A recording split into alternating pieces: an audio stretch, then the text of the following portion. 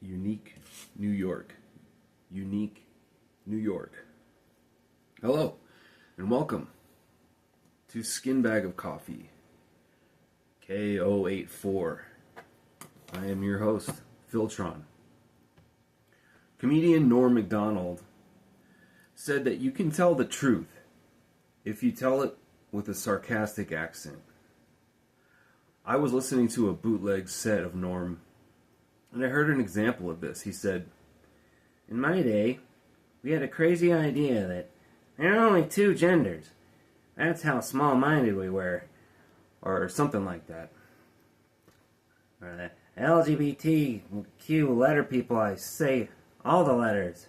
And then Norm would say the whole alphabet, including the "now I know my ABCs" part. Norm would shove the absurdity of the idea in the audience's face. What was widely accepted as truth, if it was false, he would lay it on the chopping block for everyone. And this bootleg was Norm's final recording. It was his final set, is what the thumbnail said. And it was during the pandemic, so it must have been from about 2020. Because he does material on the pandemic. So, here we are 6 years later or so. It's 2026. And things are different, but in a lot of ways, they feel the same. What hasn't changed is we get the majority of our information, news, etc. from social media. I generally avoid scrolling Facebook, and instead I like to use X. I don't like Facebook so much because there's too many local people on it. They're all on Facebook, but no one's on X.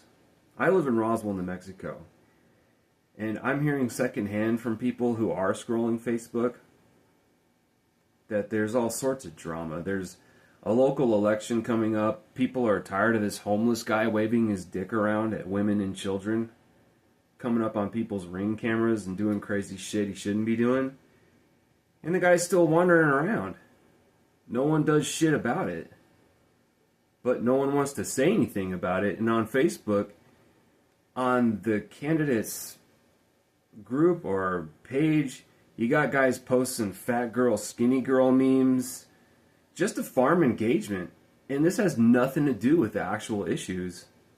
So, this is actually something that I've recognized a pattern of this method of engagement that I call the scorpion uppercut. What is the scorpion uppercut? I'll tell you. See, when I was a kid, there was this bloody, gory, controversial game called Mortal Kombat. Combat spelled with a K. There was a character on this game called Scorpion, and he basically was a yellow swap of another blue character called Sub-Zero. Anyway, everyone wanted to be Scorpion because he had this move that was unbeatable. He would launch a grappling hook into his opponent's chest, yank it back, yelling, "Come here!" and uppercut, sending the opponent flying in the air. And you could do this over and over, and it would usually work and you'd win. So this method is what you see happening here on Facebook. You have two opposing sides.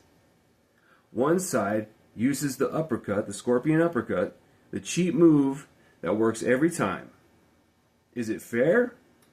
No. But it works.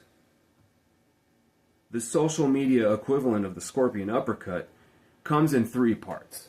First, you confuse the issue.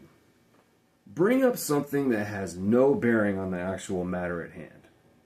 The best options are the opponent's shortcomings, insecurities, that type of thing. Then, when they react, you escalate emotionally and do it really in a real dirty way, which it would be really easy if you did step one correctly. Now, finally, you withdraw. Simply stand back and let your opponent do the work for you. The actual problem has been forgotten, and nothing changes. You still have a guy waving his dick around at innocent children. I hope you're doing well. Remember that you are loved, and I'll talk to you later.